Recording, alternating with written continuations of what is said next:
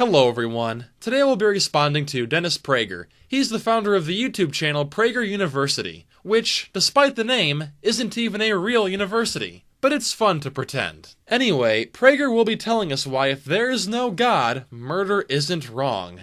Let's take a look. Do you believe that good and evil exist? I believe they exist as a concept, and what's considered good or evil can vary among people. Personally, I think everyone has some degree of good and evil in them, and how good or evil you are can change over time depending on different factors. The answer to this question separates judeo-christian values from secular values.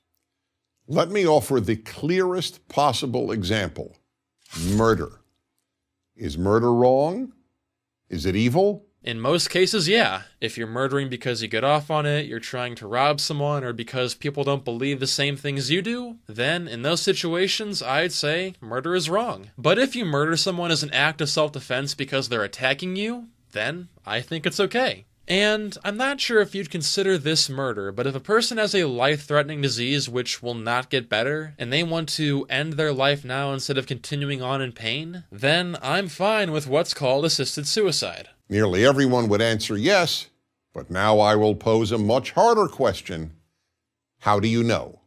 I'm sure you think murder is wrong, but how do you know? Well, that's a trick question because you can't know. It's an opinion. I know that it's true for myself, but I can't say it's true objectively. In the opinion of a psychopath like Ted Bundy, killing in general is okay. He would not care. In my opinion, most murder is wrong, but there are a few situations like the ones I mentioned earlier where it's fine. But in the opinion of a Jain monk, basically all murder is wrong. They won't even kill an insect. If I asked you how you know that the Earth is round, you would show me photographs from outer space or offer me measurable data.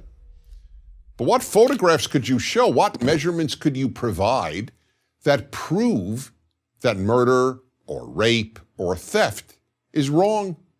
The fact is, you can't. Alright, now here's where the video really goes downhill. Here's the part where Prager argues that thinking about these things for yourself is bad. You need God to think for you. There are scientific facts, but without God, there are no moral facts. No, with God, you get a book of opinions. In fact, you get numerous books with varying opinions in each of them, like the Bible, the Torah, the Quran, the Vedas, and countless more. Let me reverse your question back on you, Prager. If God is real, how do you know that the moral values of your religion are right and the moral values of, say, Zoroastrianism or Sikhism are wrong? What is stopping someone from those religions from making the same argument you're making, but in favor of their morals instead? In a secular world, there can only be opinions about morality. Again, no. Even among people of the same religion like Christianity, for example, there are still plenty of differing opinions about morality. Hence why there are so many denominations out there. In the year 2000, there were 34,000 Christian denominations, and it's estimated that by mid-2017, there will be 47,000. And even among Christians of the same denomination, some are more moderate, while others are more fundamentalist. Prager, television may have been black and white when you were growing up, but reality is not like that. Judeo-Christian values are predicated on the existence of a God of morality. In other words, only if there is a God who says murder is murder wrong? Ah yes, one of the 10 Commandments, thou shalt not kill. This coming from the same God who had a man stoned to death for gathering sticks, the same God who sent 2 bears to maul children, the same God who killed all the firstborn in Egypt, and various other atrocities throughout the Bible. If there is moral fact, it certainly isn't coming from your hypocritical, bloodthirsty God. Now, Prager may argue that because God is God, he does not have to follow his own rules, but that would mean God's morals are relative, which is the same thing you criticize later in your video. Now, let me make 2 things clear. First, this doesn't mean that if you don't believe in God, you can't be a good person. There are plenty of kind and moral individuals who don't believe in God and Judeo-Christian values. But the existence of these good people has nothing to do with the question of whether good and evil really exist if there is no God. Second, there have been plenty of people who believed in God who were not good people. Indeed, more than a few have been evil and have even committed evil in God's name. The existence of God doesn't ensure people will do good. Okay, so you openly admit that whether or not a person believes in God has no impact on whether or not they're a good person. So why then are you trying so hard to push God on people if it isn't going to make a difference? The existence of God only ensures that good and evil objectively exist and are not merely opinions. But here's one of the biggest problems with your argument. It's predicated on the assumption that your God is real. Why would any atheist watching your video accept God as their objective source of morality if you can't even prove your God is real to begin with? What photographs could you show, what measurements could you provide that prove God is real? Or what if a person believes in a different God or multiple gods? How would you prove to them that your particular God is the right one? Even if you could prove your God is real, these are still opinions, but they're the opinions of a supernatural being. Without God, we therefore end up with what is known as moral relativism, meaning that morality is not absolute, but only relative to the individual or to the society. Which is still true for your religion as well, because as we covered earlier, God's morals are only relative to people, not God himself. And it's not like God isn't known to change his mind. So again, this situation is not as black and white as you make it out to be. Without God, the words good and evil are just another way of saying I like and I don't like. If there is no God, the statement murder is evil is the same as the statement I don't like murder. Okay, and what's your point? Just because reality doesn't work the way you want it to, doesn't mean it's incorrect. Just because some girl on Tumblr may want to be a cat, doesn't mean she's a cat. And just because you want morals to be fact, doesn't mean they are fact. Now, many will argue that you don't need moral absolutes. People won't murder because they don't want to be murdered. Or, because they have empathy. But that argument is just wishful thinking.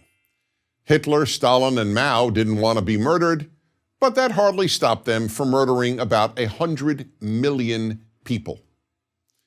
It is not a coincidence that the rejection of judeo-christian values in the Western world by Nazism and communism led to the murder of all these innocent people. Oh yeah, it couldn't possibly be because they were staunch authoritarians, hyper-nationalistic, and overall just fucked up ideologies. Need I remind you of the atrocities carried out in the name of Judeo-Christian values? Like the Inquisition, the witch hunting, and the terrorist organizations out there? Tell me, Prager, if the rejection of Judeo-Christian values did lead to the mass murders in these countries, then wouldn't we see this happening in every non-Judeo-Christian country? But who needs nuance when you can think of everything in black and white? Also, you gotta love how quick this guy is to contradict himself. This doesn't mean that if you don't believe in God, you can't be a good person. There are plenty of kind and moral individuals who don't believe in God and Judeo-Christian values. It is not a coincidence that the rejection of Judeo-Christian values in the Western world by Nazism and communism led to the murder of all these innocent people. I feel like I'm watching the conservative version of Anita Sarkeesian. Even your videos look the same. It is also not a coincidence that the first societies in the world to abolish slavery, an institution that existed in every known society in human history, were Western societies rooted in Judeo-Christian values. Nope. The Qin and Shin dynasties in China both had slavery abolished before any Judeo-Christian countries did. Quit taking credit for things that aren't your own. The Bible tells slaves to obey their masters and tells masters they can beat their slaves as long as they don't kill them. It's not exactly an anti-slavery book. And so were the first societies to affirm universal human rights, to emancipate women. What? Judeo-Christian values are pro-feminism? Oh yeah, with such great quotes like women should shut their mouths in church. Women should submit to their husbands and you should cut off their hand if they grab a man's crotch. Yeah, very feminist. And to proclaim the value of liberty. And even if some of these things did begin in Judeo-Christian countries, that doesn't mean it was caused because of it. Correlation does not imply causation. Keep in mind that Nazi Germany was a majority Christian country, yet I doubt you're going to argue that therefore Judeo-Christian values, or at least the Christian part, was therefore responsible for it. Don't you think maybe all those things you mentioned had more to do with the emergence of new philosophies and less to do with judeo-christian values? Judaism and Christianity have been around for thousands of years. If judeo-christian values were the cause of things like the abolitionist movement and feminism, it took them a damn long time to get around to it. Today, the rejection of Judeo-Christian values and moral absolutes has led to a world of moral confusion. I think the phrase you're looking for is critical thinking. It seems like you may just be projecting here. Oh, not everyone thinks the same way I do. How confusing. In the New York Times in March 2015, a professor of philosophy confirmed this. He wrote, "What would you say if you found out that our public schools were teaching children that it is not true that it's wrong to kill people for fun? Would you be surprised? I was." Alright, now, I know that sounds very troubling, but if you actually read the article, basically schools are teaching kids how to distinguish between fact and opinion. And this guy is mad that his feelings and beliefs are in the opinion category. They're not literally telling students that killing is fine. The professor then added, "The overwhelming majority of college freshmen view moral claims as mere opinions." So basically, you have an issue with people putting reals before feels. Huh. You know, Prager, you sound kinda like a right-wing version of an SJW. So, if you want a good world, the death of Judeo-Christian values should frighten you. Well, overall, that video was pretty awful. Full of fear-mongering, contradictions, fallacies, and revisionist history. Anyway, everyone, thank you for watching. I know I'm usually on camera, but I found that making videos in this format is a lot quicker. And, I'm not sure if you've noticed, but my upload schedule is shit. So, to pump out content faster, I'll be doing more off-camera videos from now on. If you want to keep up with what I'm doing, please follow me on Facebook, Twitter, or Minds.com.